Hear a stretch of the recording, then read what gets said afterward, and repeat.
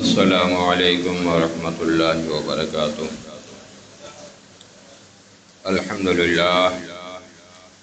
الحمدللہ نحمده ونصلی ونسلم علی حبیبہ الکریم، اما بعد فاعوذ باللہ من الشیطان الرجیم، بسم اللہ الرحمن الرحیم۔ یا ایہا الذین آمنوا استجیبوا للہ وللرسول اذا دعاکم لما یحییکم۔ صدق اللہ العظیم وبلغ رسولہ النبی الامین الکریم، ونحن علی ذلک لمن الشاہدین والشاکرین، والحمد للہ رب العالمین۔ محمد کی محبت دین حق کی شرط اول ہے، صلی اللہ تعالی علیہ وسلم۔ محمد کی محبت دین حق کی شرط اول ہے، اسی میں ہے اگر خامی تو سب کچھ نامکمل ہے۔ اللہ کی سرتاب قدم شان ہے یہ، اللہ کی سرتاب قدم شان ہے یہ، انسان نہیں انسان وہ انسان ہے یہ۔ ایمان قرآن تو ایمان بتاتا ہے انہیں، قرآن تو ایمان بتاتا ہے انہیں، ایمان یہ کہتا ہے میری جان ہے یہ۔ بارگاہ رسالت مآب صلی اللہ تعالی علیہ وسلم میں جھوم جھوم کر ہدیہ درود پاک پیش کریں۔ اللہم صلی علی سیدنا شفیعنا حبیبنا مولانا محمد معدن الجود والکرم، وعلی آلہ وصحابہ وبارک وسلم۔ صلاۃ و سلام علیک یا رسول اللہ، صلاۃ و سلام علیک یا حبیب اللہ۔ خطبہ مسنونہ کے بعد میں نے جس آیت کریمہ کی تلاوت کرنے کا شرف حاصل کیا، پروردگار عالم قرآن مقدس کے اندر ارشاد فرما رہا ہے، یا ایھا الذین آمنوا، اے ایمان والوں، استجیبوا للہ وللرسول اذا دعاکم لما یحییکم۔ استجیبوا جواب دو، پہنچو، حاضر ہو، اذا دعاکم اللہ و رسول جب تمہیں بلائیں، استجیبوا للہ وللرسول جواب دو، حاضر ہو جب اللہ و رسول اذا دعاکم جب تمہیں بلائیں، لما یحییکم اس کے لیے ان کا بلانا ہو کہ تمہیں زندگی عطا کریں، تمہیں زندگی بخشے۔ اللہ کا بلانا رسول کا بلانا ہے، یعنی رسول بلائیں تو رسول کا بلانا اللہ کا بلانا، اس لیے کہ ہمارا تعلق، امت کا تعلق، بندے کا تعلق رسول سے، اور رسول کا تعلق اللہ سے ہے۔ بندے کا تعلق رسول کے بغیر اللہ سے نہیں، مل نہیں سکتا خدا ان کا وسیلہ چھوڑ کر، غیر ممکن ہے کہ چڑھیے چھت پہ زینہ چھوڑ کر۔ آدمی کسی بھی درجے پہ پہنچے، ولایت کے درجے پہ پہنچے، قطبیت کے درجے پہ پہنچے، غوثیت کے درجے پہ پہنچے، بغیر نبی کا دامن پکڑے ہوئے، بغیر عشق مصطفیٰ کے کسی درجے پہ پہنچ ہی نہیں سکتے۔ جس کا عشق جتنا کامل ہوگا، جس کی عقیدت جتنی کامل ہوگی، جس کی محبت جتنی کامل ہوگی، اتنا ہی اس کا درجہ بلند ہوتا چلا جائے گا۔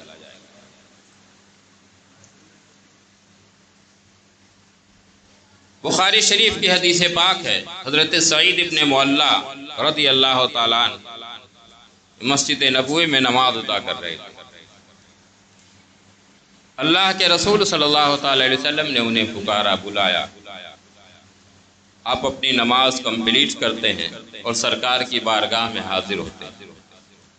اللہ کے رسول صلی اللہ تعالی علیہ وسلم نے پوچھا کہ اتنی دیر میں کیوں آئے؟ انہوں نے عرض کیا، یا رسول اللہ میں نماز پڑھ رہا تھا۔ پیارے آقا صلی اللہ تعالی علیہ وسلم ارشاد فرماتے ہیں، کیا تم نے قرآن کی آیت نہیں سنی؟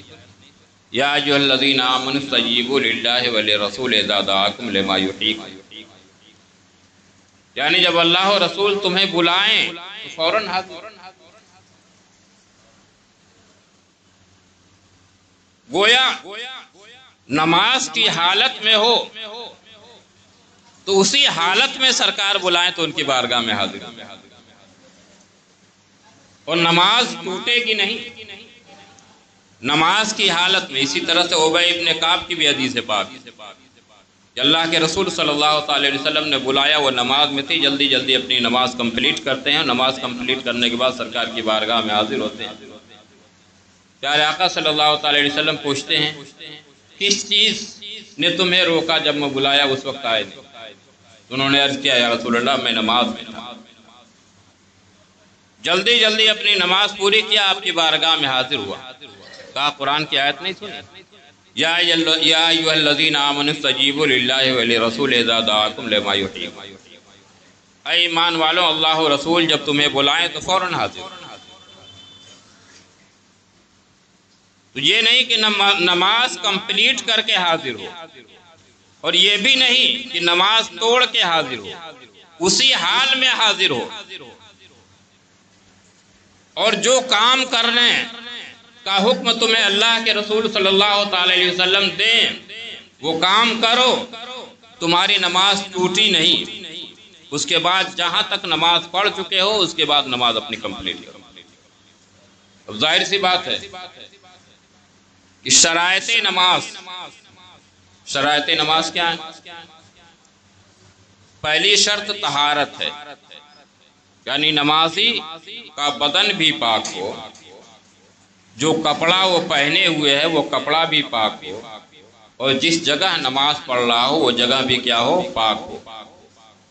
یہ پہلی شرط ہے، یعنی انسان کا نجاست حکمی اور نجاست حقیقی دونوں سے پاک ہونا ضروری ہے۔ نجاست حکمی یعنی آدمی ہوا خارج ہو گئی، وضو بنا کے آ رہا تھا، ہوا خارج ہو گئی، نجاست کبھی بدن پہ لگی نہیں کہیں۔ یہ ہوا خارج ہونے سے کہیں بدن پہ نجاست لگتی نہیں لگتی ہے، مگر حکم لگ گیا ہے، نجاست حکمی، آپ بغیر وضو نماز نہیں پڑھ سکتے۔ نجاست حقیقی، پیشاب پاخانہ وغیرہ کہیں بدن پہ لگ جائے تو نمازی کا بدن جو ہے نجاست حکمی سے بھی پاک ہو، نجاست حقیقی سے بھی پاک ہو، یعنی بدن پاک ہو۔ بدن پاک ہے، غسل کر کے آ رہا ہے، وضو بنا کے آ رہا ہے، مگر جو کپڑا پہنے ہوئے اس کپڑے پہ کہیں نجاست لگی تو بھی نماز نہیں ہوگی۔ اس کے لیے حکم یہ ہے کہ وہ اس کا کپڑا پاکیزہ ہونا چاہیے، صاف ستھرا ہونا چاہیے۔ بدن جس طرح سے پاک ہو اسی طرح سے کپڑا بھی پاک ہو، اور بدن بھی پاک ہے، کپڑا بھی پاک ہے، لیکن جس جگہ نماز پڑھ رہا ہے وہ جگہ ناپاک ہے۔ جس بستر پہ، چٹائی پہ، چادر پہ نماز پڑھ رہا ہے وہ چادر ناپاک ہے، بستر ناپاک ہے، تو بھی نماز نہیں ہوگی، اس لیے کہ اس جگہ کا پاک ہونا بھی ضروری ہے۔ تو یہ پہلی شرط ہے طہارت، اور دوسری شرط ستر عورت ہے، یعنی عورت کا پورا بدن چھپا ہوا ہونا چاہیے سوائے چہرہ اور ہتھیلی کے، کہ نماز پڑھے گی اس وقت وہ رب کی بارگاہ میں اپنے منہ کو نہیں چھپائے گی، رب کی بارگاہ میں اپنے منہ کو چھپا کے نماز نہیں پڑھے گی، چہرہ کھول کر کے نماز پڑھے گی، مگر وہ چہرے کا حصہ یعنی بال اگنے کی جگہ جو ہے وہاں یعنی بال وغیرہ جو ہے یہ سب پورا چھپا ہونا چاہیے، بال کی سیاہی وغیرہ جھلکنی نہیں چاہیے، صرف چہرے کا جہاں تک دائرہ آتا ہے جو حدود ہے بس وہی کھلا ہے۔ اور مرد کا پورا یہ ناف سے لے کر کے گھٹنے تک یہ ستر عورت ہے، اور اس کے علاوہ جو ہم لباس پہنتے ہیں ایسا لباس جس سے رکوع سجود وغیرہ کر سکیں، یہ سب مستحب ہے، سنت ہے، جیسے سر پہ ٹوپی لگانا یا عمامہ باندھنا یہ سب سنت ہے۔ لہٰذا اگر کوئی ننگے سر نماز پڑھ رہا ہے تو اگر کاہلی کی بنیاد پہ پڑھ رہا ہے تو ثواب سے محروم ہو جائے گا، اور تحقیر کے حساب سے، جیسے آج کا ماڈرن لوگ ایک چکر سعودی لگا کے آ گئے، کوئی اہمیت ہی نہیں دیتے۔ تو سنت کی تحقیر سے آدمی ایمان سے خارج ہو جاتا ہے، کفر ہے۔ اللہ کے رسول صلی اللہ تعالی وسلم کے کسی سنت کی تحقیر کرنا کیا ہے؟ کفر ہے۔ ٹوپی لگا کر کے نماز ادا کرنا چاہیے، اور ایسا لباس پہن کے نماز ادا کرے کہ رکوع و سجود میں اس کو دشواری نہ ہو۔ اب ستر عورت یہ دوسری شرط ہے، تو ناف یہ جو ہے، ناف کا حصہ یہاں سے لے کر کے گھٹنے تک یہ چھپنا ضروری ہے۔ اب کوئی ایسا پینٹ پہنے ہوئے ہے کہ یہ گھٹنے سے اوپر اس کے حصے کھلے ہوئے ہوتے ہیں، اس لیے پھٹا ہوا پینٹ پہننا یہ فیشن ہو گیا۔ لیکن اس فیشن کے چکر میں تم اپنی نماز برباد کر رہے ہو۔ اگر پھٹا ہوا پینٹ پہن کے اتنا حصہ پھٹا ہوا ہے جو گھٹنے سے اوپر ہے تو نماز نہیں ہوگی۔ اسی طرح سے ایسا چھوٹا شرٹ ہوتا ہے کہ جب رکوع یا سجدہ کرتے ہیں تو ناف کے پیچھے کا جو حصہ ہوتا ہے وہ نیچے کا حصہ کھل جاتا ہے، تو اگر وہ حصہ کھلا تو بھی نماز کیا ہے؟ نہیں ہوگی۔ اس لیے اس طرح اس کا خیال کرنا چاہیے کہ جب رکوع کر رہے ہیں، سجدہ کر رہے ہیں، تو ان کے یہ پشت والا حصہ جو ناف کے نیچے کے برابر میں ہے وہ کھل تو نہیں رہا۔ تو دوسری شرط کیا ہے؟ ستر عورت، یاد رکھیں۔ پہلی شرط کیا ہے؟ طہارت، اور دوسری شرط کیا ہے؟ ستر عورت۔ تیسری شرط ہے وقت، یعنی جس نماز کا وقت جب سے شروع ہو جب ختم ہو اس کے اندر نماز ادا کرنا۔ جیسے فجر کا وقت صبح صادق کے بعد سے شروع ہوتا ہے، سورج نکلنے سے پہلے تک رہتا ہے۔ کوئی صبح صادق سے پہلے پڑھ لے تو نماز نہیں ہوگی، اور سورج نکلنے کے بعد پڑھے تو نماز نہیں ہوگی، قضا ہو جائے گی وہ۔ اسی طرح سے دوپہر کا وقت زوال کے بعد سے شروع ہوتا ہے اور عصر کا وقت داخل ہونے سے پہلے تو ظہر کی یا جمعہ کی نماز اسی وقت میں ہوگی۔ تو تیسری شرط ہے وقت ہے، یعنی جس نماز کو ادا کرنا ہے، فجر کی نماز ادا کرنا ہے تو فجر کے وقت میں ادا کرو، ظہر کی نماز ادا کرنا ہے تو ظہر کے وقت میں ادا کرو، عصر کی نماز ادا کرنا ہے تو عصر کے وقت میں ادا کرو، مغرب کی نماز ادا کرنا ہے تو مغرب کے وقت میں ادا کرو، عشاء کی نماز ادا کرنا ہے تو عشاء کے وقت میں ادا کرو۔ یہ تیسری شرط ہے۔ اور چوتھی شرط ہے استقبال قبلہ، یعنی اللہ اکبر جیسے کہیں گے آپ، رخ قبلہ کی طرف ہونا چاہیے، اور نماز کمپلیٹ ہونے تک آپ کا رخ قبلہ ہی کی طرف ہونا چاہیے۔ قبلہ سے آپ کا رخ پھرا تو آپ کی نماز کیا ہو جائے گی؟ فاسد ہو جائے گی، باطل ہو جائے گی۔ یہ شرائط نماز میں سے ہے کہ قبلہ کی طرف سے رخ پھرنا نہیں چاہیے۔ اب ظاہر سی بات ہے، ایک نمازی نماز پڑھ رہا ہے اور اللہ اور اس کے رسول بلائیں، تو در حقیقت رسول کا بلانا اللہ کا بلانا ہے۔ تو یہاں مطلب واضح ہے کہ اللہ کے رسول صلی اللہ تعالی علیہ وسلم بلائیں۔ تو جب اللہ کے رسول صلی اللہ تعالی علیہ وسلم بلائیں تو دو صحابی کا واقعہ میں نے بتایا، سعید ابن معلہ اور عبی ابن کعب، یہ لوگ نماز میں تھے، تاخیر سے پہنچے، تو اللہ کے رسول صلی اللہ تعالی علیہ وسلم نے ارشاد فرمایا قرآن کی آیت نہیں سنی۔ مطلب یہ ہوا کہ نماز کی حالت میں ہی آ جاؤ۔ تو جب نماز کی حالت میں آئیں گے تو قبلہ سے رخ پھرے گا کہ نہیں، بتائیے؟ تو قبلہ سے رخ پھرا تو نماز باطل، مگر یہاں نبی بلا رہے ہیں، قبلہ سے رخ پھر گیا ہے۔ نبی جہاں بیٹھے ہیں، پورب میں بیٹھے ہیں وہاں جاؤ، پچھم بیٹھے ہیں وہاں جاؤ، اتر بیٹھے ہیں وہاں جاؤ، دکھن بیٹھے ہیں وہاں جاؤ، اپنے حجرے میں بیٹھے ہیں وہاں جاؤ، مسجد نبوی میں بیٹھے ہیں وہاں جاؤ، جہاں نبی بلائے وہاں جاؤ۔ اور جتنی دیر تک نبی کی بارگاہ میں رہے نماز ہی میں ہو۔ نبی کسی کام کے لیے بھیج رہے ہیں، بازار بھیج رہے ہیں، جا رہے ہو آ رہے ہو، نماز ہی میں ہو، نماز باطل نہیں ہوئی۔ قبلے سے رخ پھرا، نماز باطل نہیں ہوئی۔ کیوں؟ اس لیے کہ اعلیٰ حضرت ارشاد فرماتے ہیں حاجیوں آؤ شہنشاہ کا روضہ دیکھو، حاجیوں آؤ شہنشاہ کا روضہ دیکھو، کعبہ تو دیکھ چکے، کعبے کا کعبہ دیکھو۔ اس لیے کہ مسلمانوں کا قبلہ خانہ کعبہ ہے، مگر خانہ کعبہ کا قبلہ تو اللہ کے رسول صلی اللہ تعالی وسلم کا روضہ ہے۔ یہی وجہ ہے کہ حضرت بلال حبشی رضی اللہ تعالیٰ عنہ فتح مکہ کے موقع پر اللہ کے رسول صلی اللہ تعالی علیہ وسلم نے ان کو خانہ کعبہ کی چھت پہ چڑھا دیا، کہا بلال اذان دو، کہا یا رسول اللہ کدھر رک کر کے اذان دو؟ کہیں دور ہوتا تھا تو رخ قبلہ کی طرف ہوتا تھا، آج تو قبلہ ہی میں، اب ادھر کہاں رک کروں؟ کہا قبلے کا قبلہ، قبلے کا قبلہ جدھر ہے ادھر رک کر لو، یعنی میری طرف رک کر کے اذان دو۔ تو پتا چلا کہ اللہ کے رسول صلی اللہ تعالی علیہ وسلم کی ذات گرامی یہ قبلے کا قبلہ ہے۔ حاجیوں آؤ شہنشاہ کا روضہ دیکھو، کعبہ تو دیکھ چکے، کعبے کا کعبہ دیکھو، اور غور سے سن تو رضا کعبے سے آتی ہے صدا، غور سے سن تو رضا کعبے سے آتی ہے صدا، میری آنکھوں سے میرے پیارے کا روضہ دیکھو۔ تو نبی بلا رہے ہیں،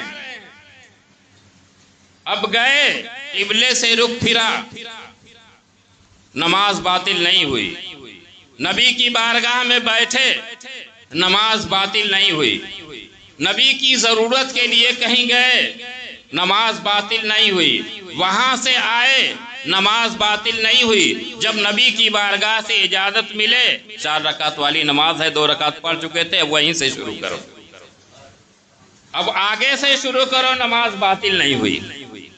کیا اب بھی قرآن کی اس آیت سے نہیں سمجھے کہ نبی کا مرتبہ کیا ہے؟ اب بھی نہیں سمجھے نبی کا درجہ کیا ہے رب کی بارگاہ میں؟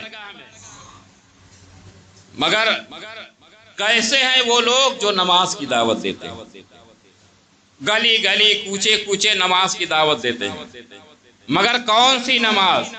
ان کے گروؤں نے، ان کو پیشواؤں نے لکھ دیا ہے کہ نماز میں گائے بیل گدھے جانور کا خیال آ جائے گا نماز ہو جائے گی، مگر نبی کا خیال آ جائے گا تو نماز نہیں ہوگی۔ توبہ استغفر اللہ معاذ اللہ، اللہ کی پناہ۔ بتائیے، جانور کا خیال آیا نماز نہیں گئی، گائے کا خیال آیا نماز نہیں گئی، بیل کا خیال آیا نماز نہیں گئی، گدھے کا خیال آیا نماز نہیں گئی، کتے کا خیال آیا نماز نہیں گئی، نبی کا خیال آیا تو نماز چلی گئی۔ اس نماز کی دعوت دیتے ہیں، روزانہ عصر کی نماز کے بعد گلی گلی کوچے کوچے دکان دکان کھڑے ہو کر کے، اور ہمارے سنی بھائی بھی ایسے بدھو میاں جب کھڑے ہو جائیں گے ان کی دکان پہ آ کر کے تو چپ چاپ تک تک دیدم دیکھتے رہیں گے انہیں، ارے بھگا دینا چاہیے۔ کون سی نماز کی دعوت دینے کے لیے آئے ہو؟ ہمیں وہ نماز چاہیے جو عشق مصطفیٰ میں ڈوب کر کے پڑھی جاتی ہے، ہمیں وہ نماز چاہیے جس نماز میں نبی کا تصور ہو، جب نماز شروع کرے تو نبی کا تصور ہو کہ پیارے آقا صلی اللہ تعالی علیہ وسلم نے ہمیں اس طرح سے نیت باندھنے کا حکم دیا ہے، جب ثنا پڑھے تو نبی کا تصور ہو کہ پیارے آقا صلی اللہ تعالی علیہ وسلم نے ہمیں نیت باندھنے کے بعد ثنا پڑھنے کا حکم دیا ہے، اس طرح سے پڑھنا سنت ہے، ہمیں قرآن کی آیت سورہ فاتحہ پڑھنے کا حکم دیا ہے، ہمیں اس کے بعد قرآن کی آیت پڑھنے کا حکم دیا ہے یا سورت پڑھنے کا حکم دیا ہے۔ نبی کے تصور میں ڈوب کر کے جب نماز پڑھو گے تو تمہاری نماز کامل ہوگی، اور وہ نماز ہوگی جو تمہیں خدا کی بارگاہ تک پہنچائے گی، اور ایسی نماز جس میں نبی کا تصور آ جائے تو نماز باطل ہو جائے گی، وہ شیطانی نماز، ہمیں ایسی نماز کی ضرورت نہیں ہے۔ تم اپنی نماز لے کر کے گلی گلی کوچے کوچے پھرتے رہو۔ اللہ تبارک و تعالیٰ نے نمونے کے طور پہ، ٹیلر کے طور پہ، پریکٹیکل کے طور پہ پہلے ہی دکھا دیا ہے کہ جب حضرت آدم علیہ السلام کا سجدہ کرنے سے انکار کیا تھا، نبی کی تعظیم سے شیطان نے انکار کر دیا تھا، تو بتا دیا کہ اے اولاد آدم دیکھ لو، تمہیں دھوکہ دینے کے لیے نمازیں دکھائی جائیں گی، سجدے دکھائے جائیں گے، تسبیحات دکھائے جائیں گے، مگر وہ نماز جس میں نبی کی تعظیم نہیں ہے، کروڑوں برس کی پڑھی ہوئی نماز کو ٹھوکر مار دیا گیا، تو 40 دن کے چلے والی کی نماز خدا کی بارگاہ میں کیسے قبول ہو سکتی ہے؟ تمہیں چلے والی نماز کی فکر میں ہو؟ ارے شیطان کی نماز تو دیکھ لو، کروڑوں برس کی اس کی نماز خدا کی بارگاہ میں مار دی گئی، ٹھوکر مار دی گئی، قبول نہیں ہوئی، اور بتا دیا رب تبارک و تعالیٰ نے کہ نماز دیکھنا ہو تو پہلے عشق دیکھ لینا، نماز دیکھنا ہو تو پہلے محبت رسول دیکھ لینا، نماز دیکھنا ہو تو پہلے تعظیم رسول دیکھ لینا، پہلے احترام رسول دیکھ لینا۔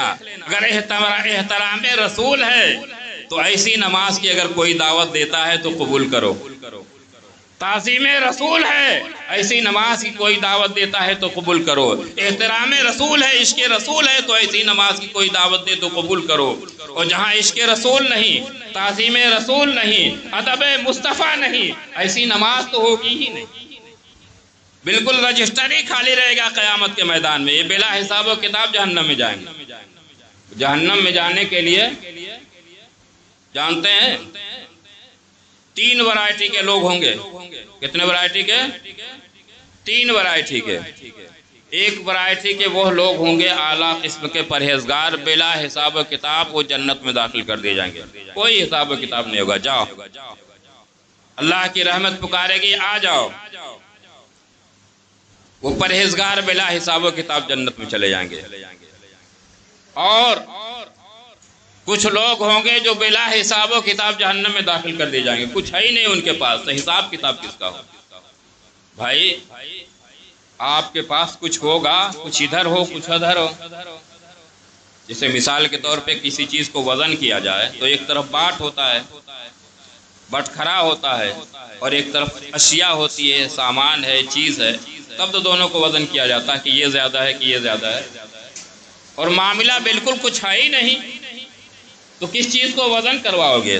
تو معاملہ یہاں ایک وقت کی نماز ہے ہی نہیں، چاہے 40 دن کا چلاؤ چاہے 80 دن کا چلاؤ، جب عشق مصطفیٰ نہیں تو سجدہ قبول نہیں، رکوع قبول نہیں، نماز قبول نہیں، تسبیح قبول نہیں، تو جب کچھ ہے ہی نہیں تو وزن کیا کیا جائے گا؟ بلا حساب و کتاب جہنم میں جاؤ۔ ایک گروہ بلا حساب و کتاب جنت میں، ایک گروہ بلا حساب و کتاب جہنم میں، اور ایک گروہ گناہگاروں کا ہوگا۔ کچھ نیکیاں بھی ہوں گی، کچھ نمازیں بھی ہوں گی، کچھ گناہ بھی ہوں گے، کچھ سجدے بھی ہوں گے، درود و سلام کا نذرانہ بھی ہوگا، عشق مصطفیٰ کی محفل میں کبھی بیٹھا بھی ہوگا، گناہوں کا گٹھل لے کر کے آیا ہوگا۔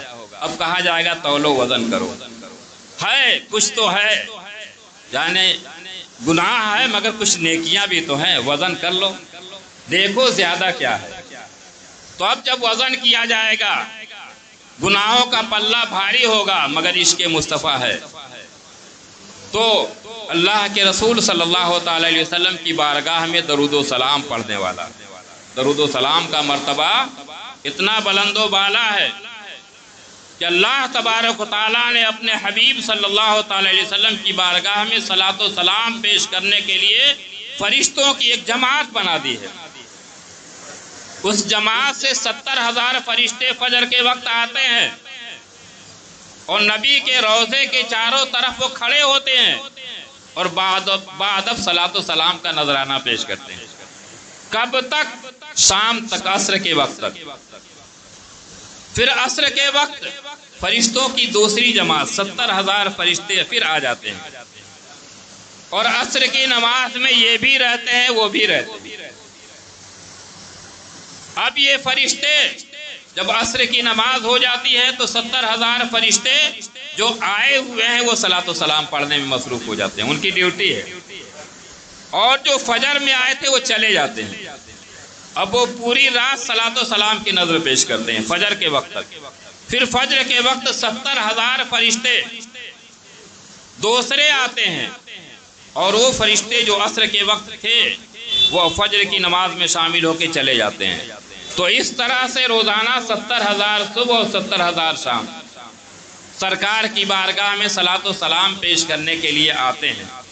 اور سن لو اے گناہگار، خطاکار، سیاہکار امتیوں، تمہارے اوپر اپنے گناہوں کو دیکھو، اپنے پاپ کو دیکھو، اپنی خطاؤں کو دیکھو، गुनाहगार होने के बावजूद, खताकार होने के बावजूद, सियाहकार होने के बावजूद नबी की बारगाह में हाजिरी से कोई रोक नहीं, जितनी मर्तबा चाहो हाजिर।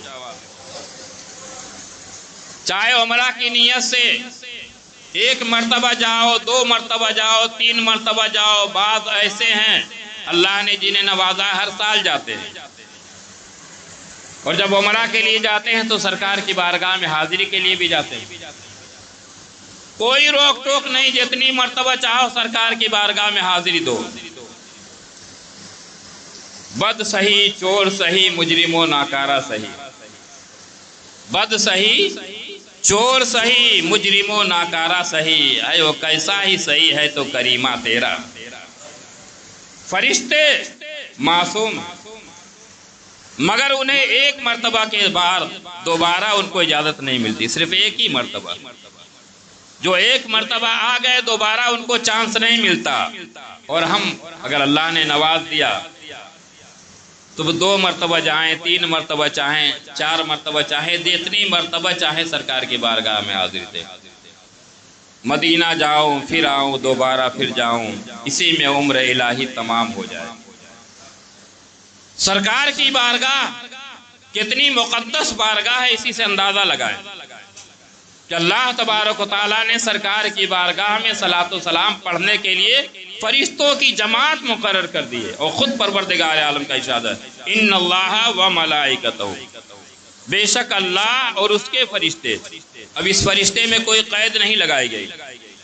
आसमान के फरिश्ते युसल्लून अलन नबी, दरूद भेजते हैं नबी पर।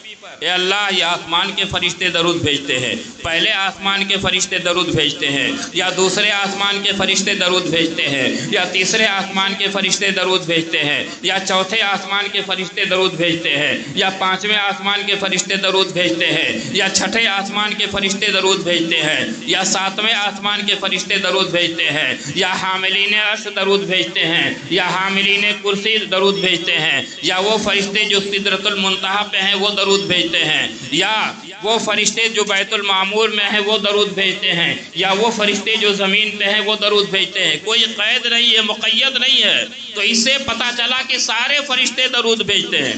युसल्लून अलन नबी, यानी ज़मीन के फरिश्ते भी नबी पे दरूद व सलाम भेज रहे हैं, आसमान के फरिश्ते भी नबी पे दरूद व सलाम पढ़ रहे हैं, अर्श के फरिश्ते भी नबी पे दरूद व सलाम पेश कर रहे हैं, कुर्सी के फरिश्ते भी नबी पे दरूद व सलाम पेश कर रहे हैं। तो अल्लाह को पसंद है कि अल्लाह तबारक व तआला ने अपने हबीब की बारगाह में दरूद व सलाम भेजने के लिए फरिश्तों की जमात भी मुकर्रर कर दी है। और वो फरिश्ते जो नबी की बारगाह में ड्यूटी नहीं देते हैं, बल्कि उनकी ड्यूटियां अलग अलग लगी हुई हैं। किसी की ड्यूटी जन्नत में है, किसी की ड्यूटी अर्श पे है, किसी की ड्यूटी कुर्सी पे है, कोई इंसानों के कांधे पे बैठे हुए नामे आमाल लिख रहे हैं, मगर सब दरूद भेज रहे हैं नबी पे। अल्लाह तबारक व तआला ने सबको शामिल कर दिया, युसल्लूना अलन नबी, कोई इससे खारिज नहीं। अब बताना चाह रहा है परवरदिगार आलम कि अल्लाह और उसके फरिश्तों तो नबी पे दरूद भेज ही रहे हैं। या अय्युहल्लज़ीना आमनू, ऐ ईमान वालों, तुम भी दरूद व सलाम भेजो। या अय्युहल्लज़ीना आमनू सल्लू अलैहि व सल्लिमू तस्लीमा, तुम भी दरूद भी भेजो, सलाम भी भेजो। तो अब दरूद व सलाम, अच्छा ये इस आयत करीमा के अंदर भी कोई कैद नहीं लगाई गई कि नमाज में हो तब दरूद पढ़ना, नमाज में हो तो सलाम पढ़ना, नमाज से बाहर हो तो दरूद व सलाम न पढ़ना, खड़े होकर के दरूद व सलाम न पढ़ना, बैठ करके दरूद व सलाम न पढ़ना, लेटे लेटे दरूद व सलाम न पढ़ना, ना कहीं है ही नहीं। सिर्फ पढ़ने का हुक्म है, नहीं का हुक्म कहीं है ही नहीं। तो पढ़ना है तो मौला इंसान की हालत अलग अलग होती है। कोई बैठा हुआ है, कोई लेटा हुआ होता है, कोई सोया हुआ होता है, कोई नमाज की हालत में होता है, कोई नमाज से बाहर होता है, कोई सफ़र में होता है, कोई क़याम की हालत में होता है, कोई कहीं कोई कारोबार करता हुआ नज़र आता है, कोई तिजारत करता हुआ नज़र आता है, कोई ड्यूटी करता हुआ नज़र आता है। तो कहाँ दरूद पढ़ा जाए, कहाँ दरूद न पढ़ा जाए, तो ना का लफ्ज़ कहीं है ही नहीं है। हर हाल में दरूद दरूद पढ़ सकते हो। कहीं से जब रोका नहीं गया है, जब कहीं से रोका नहीं गया, कोई ममानियत नहीं की गई, तो अल्लाह और रसूल जब किसी चीज़ को ना रोके तो मुल्ला को टोकने का कोई हक नहीं पहुँचता। हम बैठ करके भी दरूद व सलाम पढ़ सकते हैं, खड़े होकर के भी दरूद व सलाम पढ़ सकते हैं, हम किबला की तरफ रुक करके भी दरूद व सलाम पढ़ सकते हैं, गुंबद खजरा की तरफ रुक करके दरूद व सलाम पढ़ सकते हैं, अपनी महफिल में दरूद व सलाम पढ़ सकते हैं, लेटे लेटे दरूद व सलाम पढ़ सकते हैं, सोए सोए दरूद व सलाम पढ़ सकते हैं, चलते चलते दरूद व सलाम पढ़ सकते हैं, कारोबार करते हुए दरूद पढ़ सकते हैं, और नौकरी करते हुए, ड्यूटी करते हुए दरूद पढ़ सकते हैं, हर हाल में दरूद पढ़ सकते हैं, सिवाय चंद जगहों के जहां पे अल्लाह का नाम लेने से भी रोका गया है और कोई दुआ पढ़ने से भी मना किया गया है, और वहां पे दरूद व सलाम भी नहीं पढ़ सकते। जैसे आप नहाने के लिए जाएं, बैतुल खुला में जाएं, अपनी हाजतें पूरी करने के लिए जाएं, तो ऐसी जगहों पे अल्लाह और रसूल का नाम लेने से मना किया गया है। या कोई आदमी नाजायज़ काम करना चाहे, जैसे कोई शराबी हो, शराब की बोतल ले तो बिस्मिल्लाहिर्रहमानिर्रहीम पढ़ के नहीं पी सकता हो, वरना सीधे चला जाएगा, इधर से उधर हो जाएगा, है ना।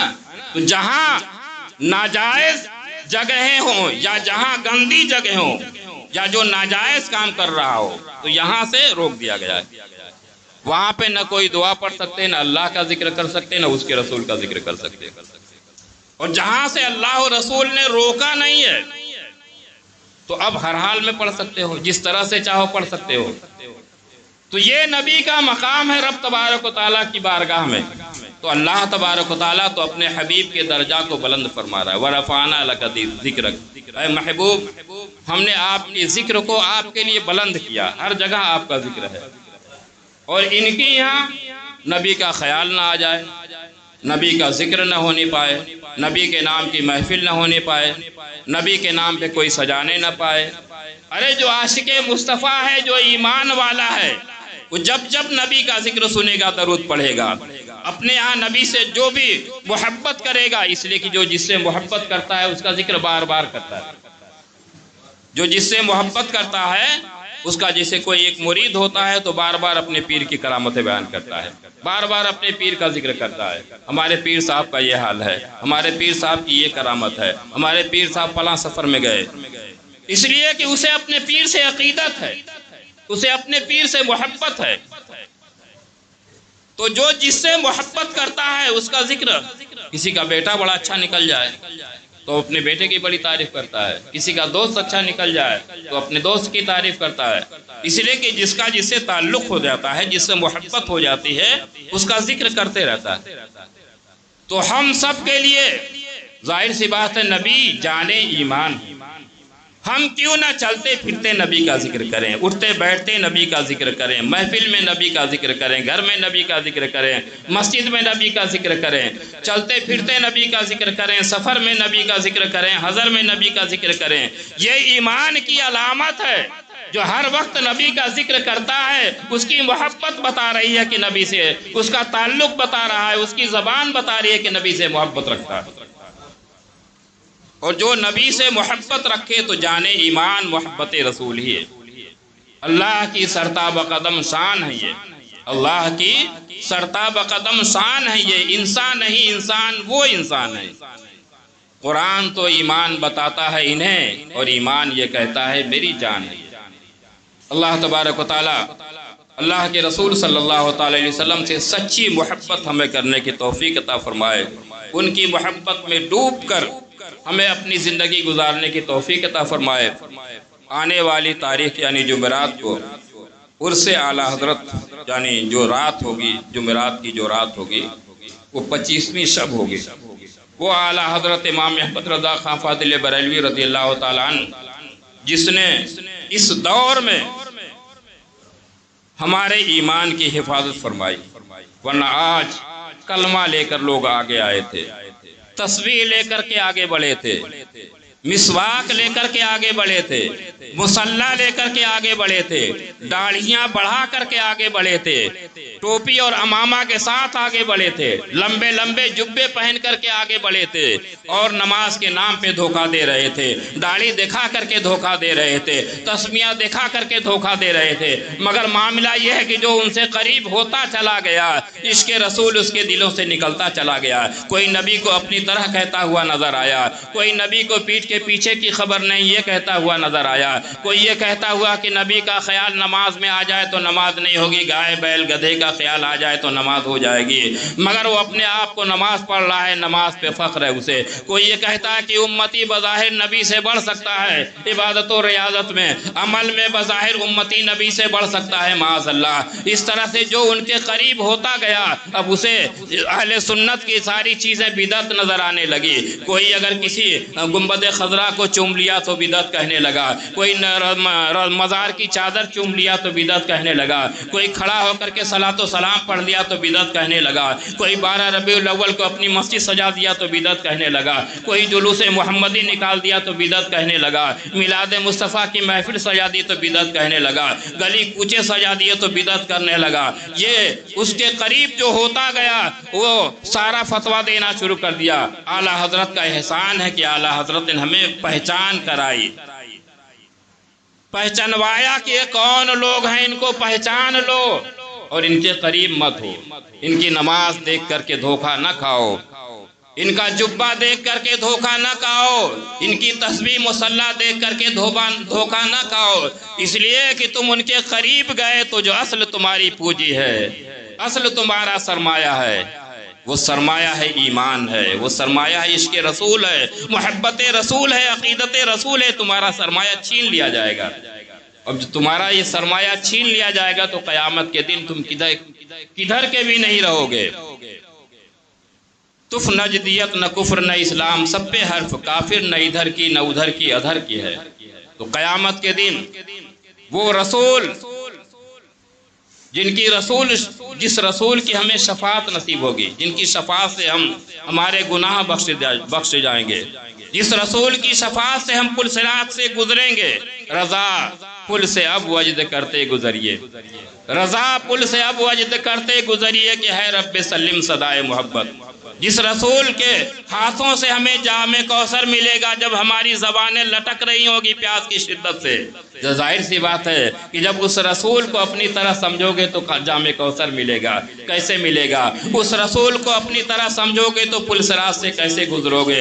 اس رسول کو اپنی طرح سمجھو گے تو اس رسول کی شفاعت تمہیں کیسے نصیب ہوگی؟ تمہیں چھانٹ کر کے بھیج دیا جائے گا ان جماعتوں کے ساتھ جن کو بلا حساب و کتاب جہنم میں جانا ہے۔ تو پیارے اپنے ایمان کی حفاظت کرو، گناہگار صحیح، خطا کار صحیح، مگر قیامت کے دن یہ کہہ سکتے ہو کہ بد صحیح، چور صحیح، مجرم و ناکارہ صحیح، اے وہ کیسا ہی صحیح ہے تو کریمہ تیرا۔